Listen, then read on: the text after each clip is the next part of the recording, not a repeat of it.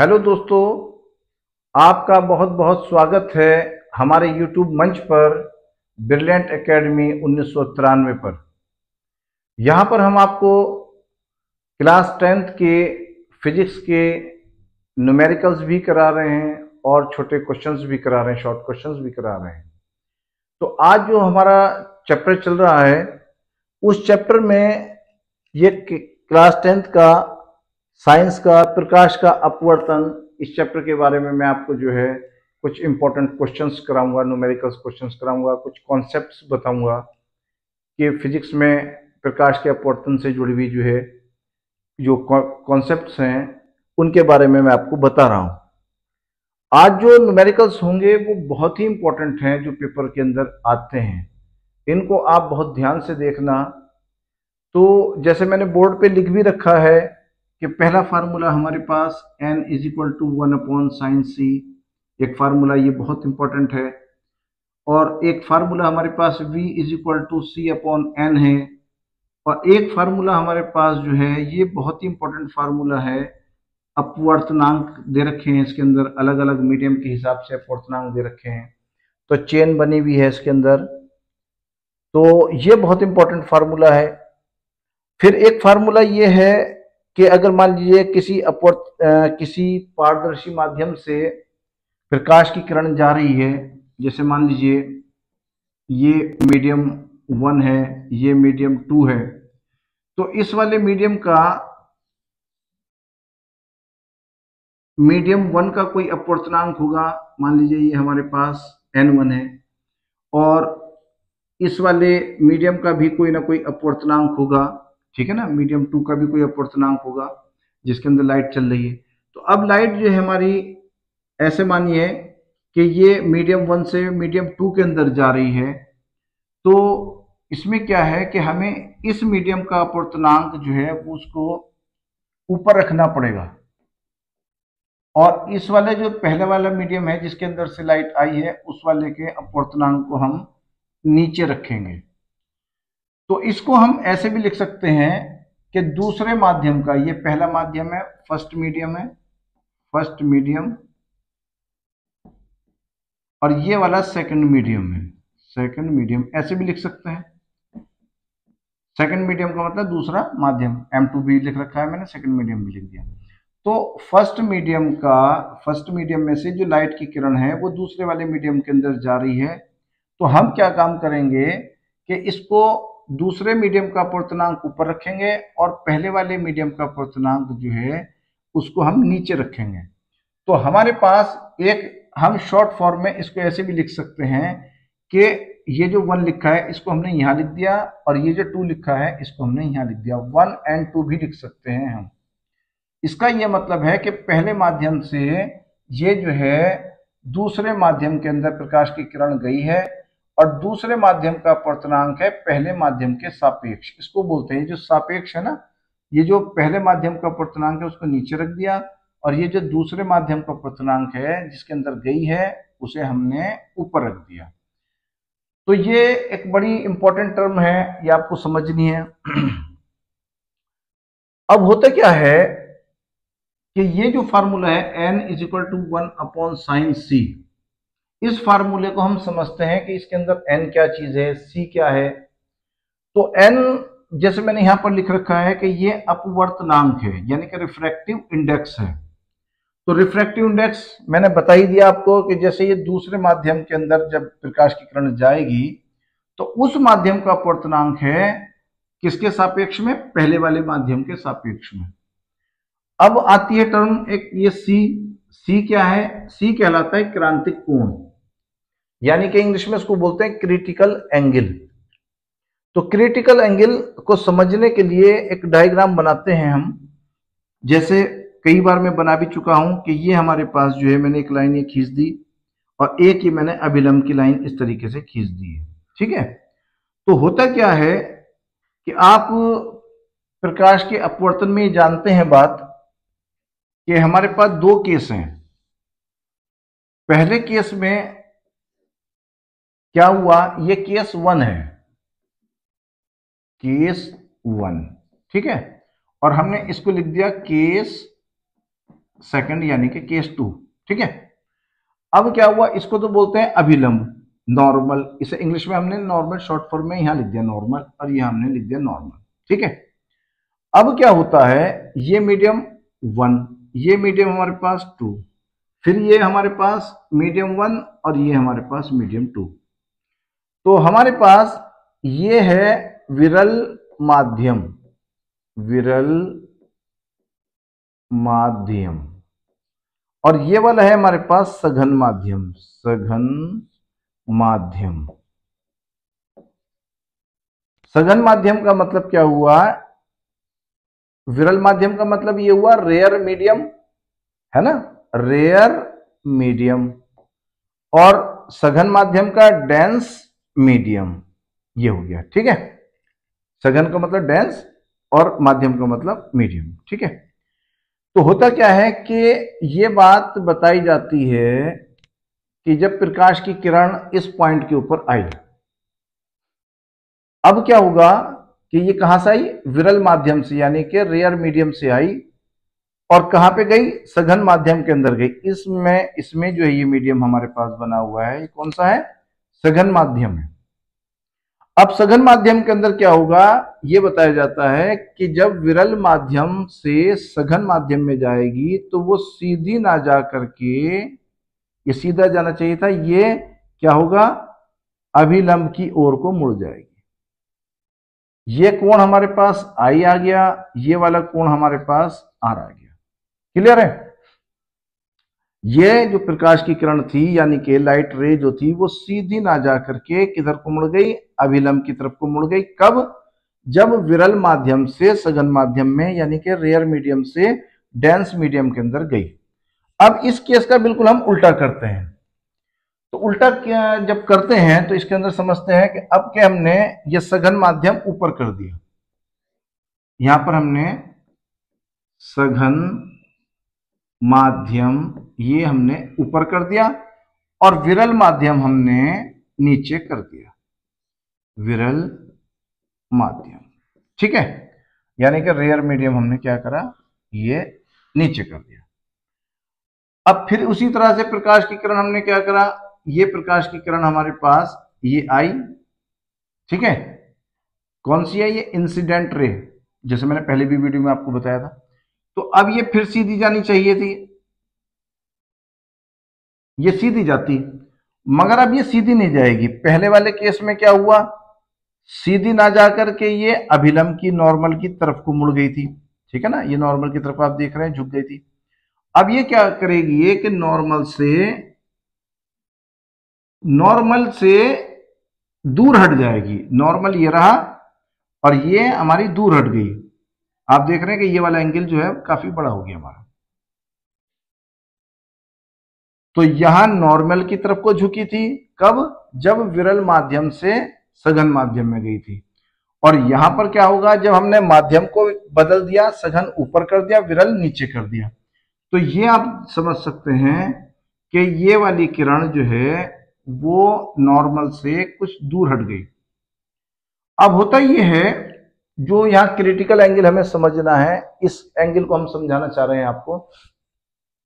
तो होता क्या है कि ये आई जो है, इस आई को अगर हम थोड़ा बढ़ाते चले जाएं, तो ये वाली जो किरण है, ये किरण ऊपर की तरफ को चलती चली जाएगी, ऊपर की तरफ को, यानी कि नॉर्मल से ये एंगल बढ़ता चला जाएगा। अगर इस आई को बढ़ाएंगे हम, ये थोड़े पीछे की तरफ को करेंगे, तो आप ये समझ सकते हो कि ये वाली किरण अगर हम इधर को बढ़ाएं, तो एक कंडीशन ऐसी आ जाएगी कि आई को अगर हम बढ़ा देंगे, जैसे मैंने यहां पर बढ़ाया है, तो इस एंगल से नॉर्मल से इस किरण को अगर हम आई का मान बढ़ाते चले जाएंगे, तो ये वाली जो किरण है यानी कि रिफ्रैक्टिव रे जो है, ये भी ऊपर की तरफ को चलती चली जाएगी। और एक कंडीशन ऐसी आ जाएगी कि रिफ्रैक्टिव रे इसी के ऊपर आ जाएगी।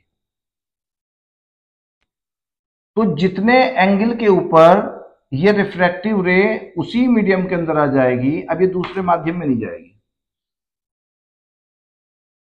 ठीक है, तो ये जो रिफ्रैक्टिव रे है, यानी कि हमारी तरह से एक समझ सकते हैं कि ये अब दूसरे माध्यम में जब गई नहीं, तो उसी माध्यम के 90 डिग्री का एंगल बनाते हुए ऐसे चली गई, अब दूसरे माध्यम में नहीं गई। तो हुआ यह कि आपतित किरण जो है वो नॉर्मल से कितना एंगल बनाए कि ये अपवर्तन कोण जो है हमारा ये 90 डिग्री हो जाए। अपवर्तन कोण कौन सा था? ये वाला हमारे पास, ये आर जो है, इस समय तो आप आर देख रहे हैं कुछ ना कुछ है, लेकिन आर को हम आई को इतना बढ़ाते चले जाएंगे कि आर की वैल्यू जो है वो 90 डिग्री हो जाएगी। तो होता यह है कि जितने एंगल पर ये वाला एंगल हमारा 90 डिग्री हो जाए उसी आपतन कोण को हम क्रांतिक कोण कहते हैं। यानी कि हमारी अपवर्तित किरण जो है वो नॉर्मल के साथ 90 डिग्री का अगर एंगल बनाने लगे तो वो 90 डिग्री का एंगल कब बना रही है? जब वो बना रही है जब आपतन कोण की वैल्यू c के बराबर हो जाए, या c जो क्रांतिक कोण है उसी को क्रांतिक कोण बोलते हैं। जब ये आपतन कोण जो है इतना बन जाए कि r की वैल्यू हमारे पास जो है वो 90 डिग्री हो जाए तो इसको क्रांतिक कोण बोलते हैं। तो हमारे पास ये फार्मूला, ये c का n से जो रिलेशन है वो इस तरीके से ये फार्मूला बनता है, n बराबर 1/sin c। इसके ऊपर न्यूमेरिकल्स है। दूसरा एक बहुत ही इंपॉर्टेंट फार्मूला v = c/n। ये जो c है ये प्रकाश की चाल निर्वात में है, यानी कि 3 × 10⁸ मीटर पर सेकंड। और n क्या चीज है? n है अपवर्तनांक। जिस मीडियम के अंदर भी लाइट की किरण यानी कि प्रकाश की किरण जो है वो जा रही है उस मीडियम का अपवर्तनांक हमें यहां पर रखना पड़ेगा। और हमें क्या निकल करके आ जाएगा? हमें निकल करके आ जाएगा प्रकाश की चाल उस माध्यम में जिसमें हम निकालना चाह रहे हैं। मान लीजिए हमारे पास प्रकाश की चाल ये मीडियम 1 से मीडियम 2 के अंदर आ रही है, तो आप समझिए कि यहां पर जो है प्रकाश की चाल कुछ और होगी, यहां पर प्रकाश की चाल कुछ और होगी। यहां पर v1 है प्रकाश की चाल, यहां पर v2 है प्रकाश की चाल। अलग अलग मीडियम के अंदर प्रकाश की चाल अलग अलग होती है। यही प्रकाश का अपवर्तन होता है कि हर मीडियम में अलग अलग प्रकाश की चाल होती है और हर मीडियम का अपना एक अपवर्तनांक होता है। तो हम जो बात कर रहे हैं कि पहले मीडियम के अंदर प्रकाश की चाल v1, दूसरे वाले मीडियम के अंदर प्रकाश की चाल v2। अब अगर मान लीजिए इस मीडियम को हम निर्वात कह दें, इस वाले मीडियम को हमने क्या कहा? निर्वात कह दिया। तो निर्वात के अंदर प्रकाश की चाल जो है वो 3 × 10⁸ मीटर पर सेकंड आ जाएगी। इसी v1 को हमने क्या कह देंगे? हम क्या कहेंगे? c। और c की वैल्यू हो जाएगी 3 × 10⁸ मीटर पर सेकंड। और ये जो दूसरे वाले मीडियम के अंदर फिर चाल निकालनी है, फिर उसको हम कह देंगे v। ठीक है, ये बन गई c और ये बन गई v। तो v निकालने के लिए हमारे पास फार्मूला ये आ जाएगा v = c/n। तो हम यहां पर अपवर्तनांक से अगर इसको डिवाइड कर दें तो हमें इस दूसरे वाले माध्यम के अंदर प्रकाश की चाल निकल करके आ जाएगी। एक फार्मूला हमारे पास ये है, चेन फार्मूला है। ये अपवर्तनांक का अलग अलग मीडियम के अंदर अपवर्तनांक दे रखे हैं किसी दूसरे माध्यम के रेस्पेक्ट में, यानी कि सापेक्ष में। जैसे आप ये समझिए कि यहां पर 3 माध्यम दे रखे हैं, एक हवा है, एक पानी है, एक हमारे पास जो है कांच है। ठीक है ना, हवा हो गया यानी कि वायु, ये आ गई वायु, ये वायु, ये आ गया जल यानी कि वाटर, ये आ गया जल, और फिर हमारे पास जो है गिलास यानी कि ये आ गया कांच, ये आ गया कांच। अब क्या काम करें? हमें हवा से प्रकाश की किरण कहां गई? वाटर के अंदर यानी कि जल के अंदर गई। तो हमें जल का अपवर्तनांक लिखना पड़ेगा। जल का अपवर्तनांक को क्या लिखेंगे हम? NW।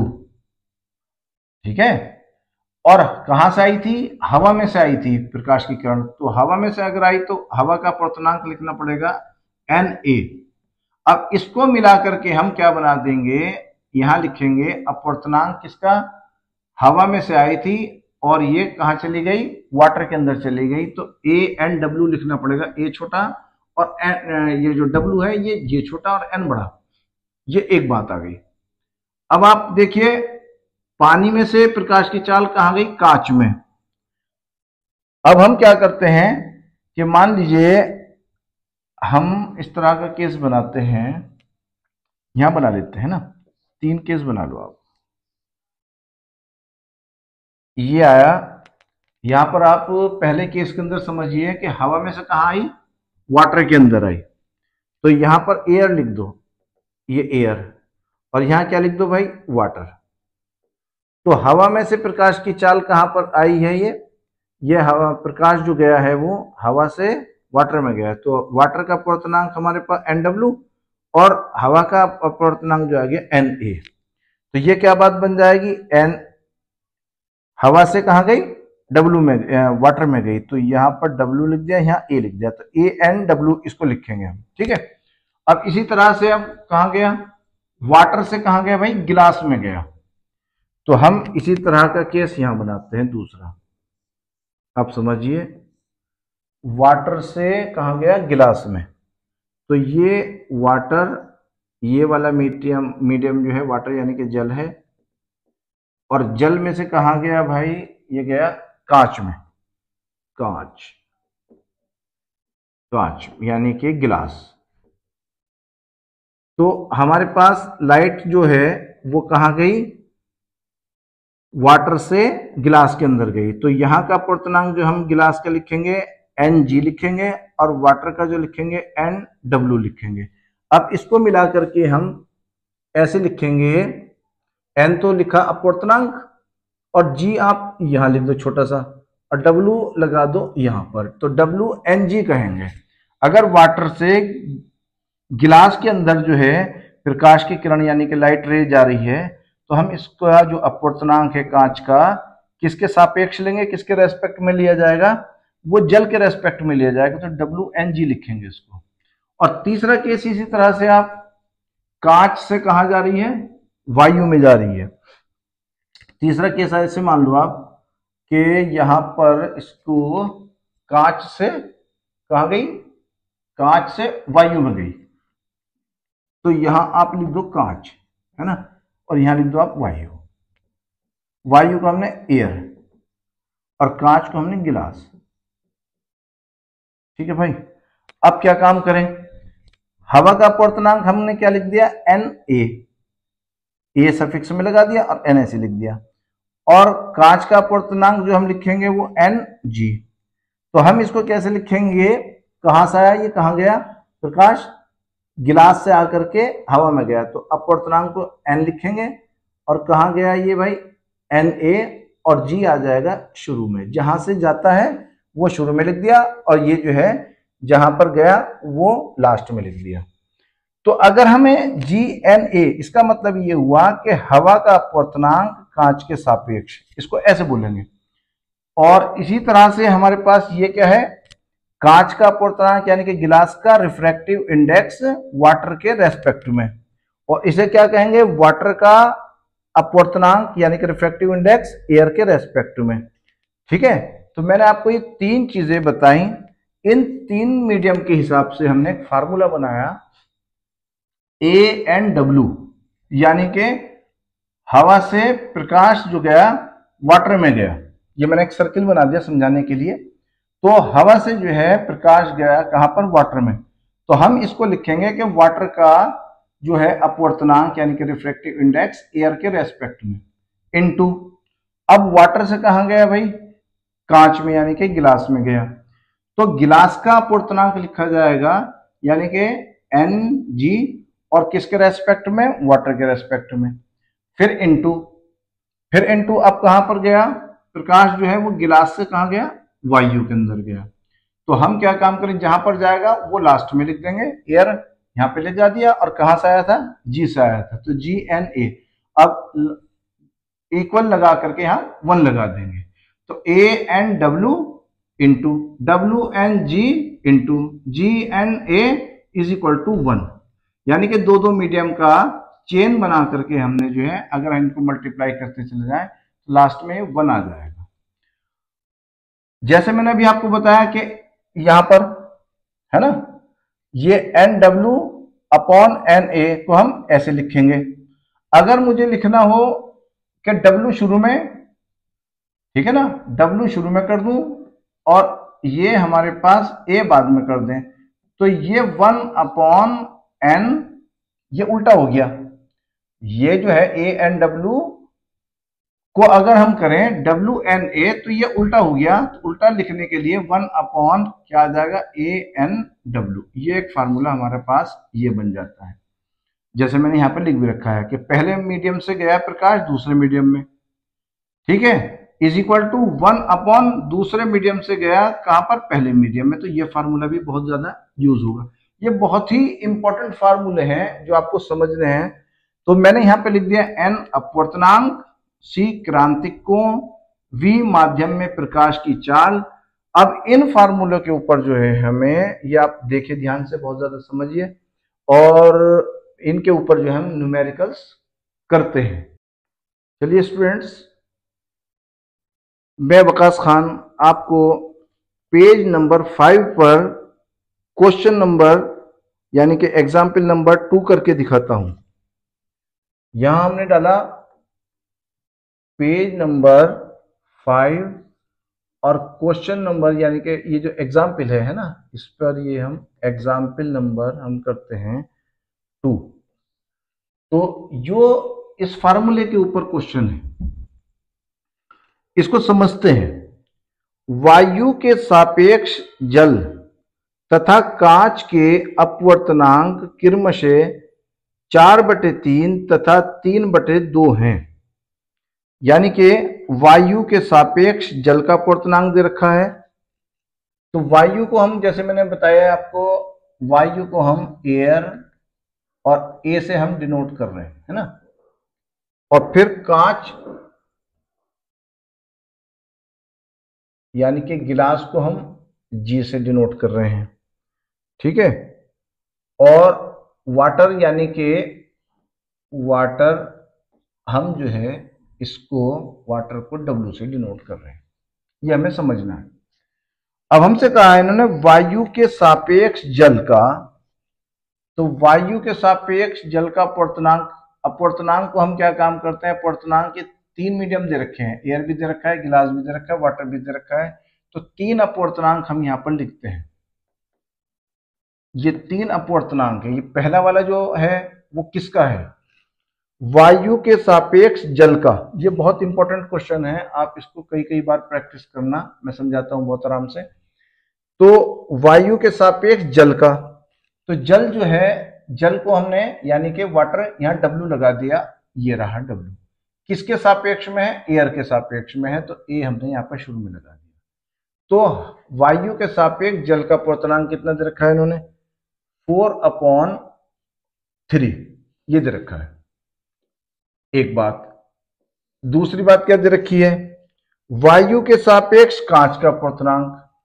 तो कांच का मतलब ये आ जाएगा गिलास का, ये आ गया हमारे पास, जी लगा दिया, और ये भी वायु के सापेक्ष है, ANG। ये कितना दे रखा है, 3/2, 3/2। फिर क्या कर रखा है, जल के सापेक्ष कांच का अपवर्तनांक ज्ञात कीजिए। जल के सापेक्ष, जल का मतलब क्या हो गया, वाटर। जल के सापेक्ष किसका, जल के सापेक्ष कांच का, WNG हमें निकाल करके दिखाना है। ये क्वेश्चन हम क्या करते हैं, इस क्वेश्चन को निकालते हैं। तो हमें 2 चीजें दे दी, एक ये और तीसरी चीज हमसे निकलवाई है, ठीक है। अब इस फार्मूले को हम लगाते हैं। यहां आप समझिए ANW यानी कि ANW इंटू 3 तरह के अपवर्तनांक दे रखे हैं, तो एक अपवर्तनांक ये लिख दिया, एक अपवर्तनांक ये लिख दिया, और गुणा में और एक अपवर्तनांक ये लगा दिया, यहां 1 लगाया। तो ANW, अब W से शुरू करा हमने, यहां पर WNG ये हो गया, इंटू फिर अगला क्या आया कि GNA। ये फार्मूला हमें जो है ये याद रखना है, पक्का फार्मूला याद कर लीजिए। ये रहा फार्मूला हमारा। अब इसमें ANW जो है कितना दे रखा, 4/3 इंटू का साइन ही लगा दो आप। WNG, तो WNG हमें निकाल करके दिखाना है, इंटू जी एन ए, तो जी एन ए, तो यहां दे रखा ए एन जी, ठीक है ना, हमें चाहिए जी एन ए। तो आप इसी को थोड़ा सा मॉडिफाई कर लो, थोड़ा ठीक कर लो। इसको अगर हम बदल दें तो बदलने के बाद क्या करना पड़ेगा, जी इधर कर दें और ए लास्ट में कर दें, तो इसकी वैल्यू कितनी आ जाएगी, जी एन ए की वैल्यू आ जाएगी 2/3, क्योंकि ए एन जी की वैल्यू तो है हमारे पास 3/2। अगर हम इसको बदलते हैं तो ये बदल जाएगा, ये नीचे वाला ऊपर, ऊपर वाला नीचे, अगर हम मीडियम को बदलते हैं। तो जी एन ए ये हमारे पास 2/3, ये बराबर ये 1 चलेगा। निकालना है हमें डब्ल्यू एन जी, ठीक है। तो डब्ल्यू एन जी को आप ऐसा का ऐसे ही रखो, डब्ल्यू एन जी। इस 2 की मल्टीप्लाई इस 4 से कर लो, 2 की 4 से मल्टीप्लाई कर ली तो ये आ जाएगा 8, ठीक है। और 3 की इससे मल्टीप्लाई कर ली, 3 क्या 9, और बराबर में क्या चल रहा है, 1 चल रहा है। तो इस 9 की ये जो 9 है वो है नीचे, तो 9 तो चला जाएगा इस 1 की मल्टीप्लाई में, और 8 ऊपर था तो 8 जो है वो नीचे चला जाएगा। तो W N G is equal to 9/8, ये हमारा आंसर आ गया। ये बहुत ही इंपॉर्टेंट क्वेश्चन है।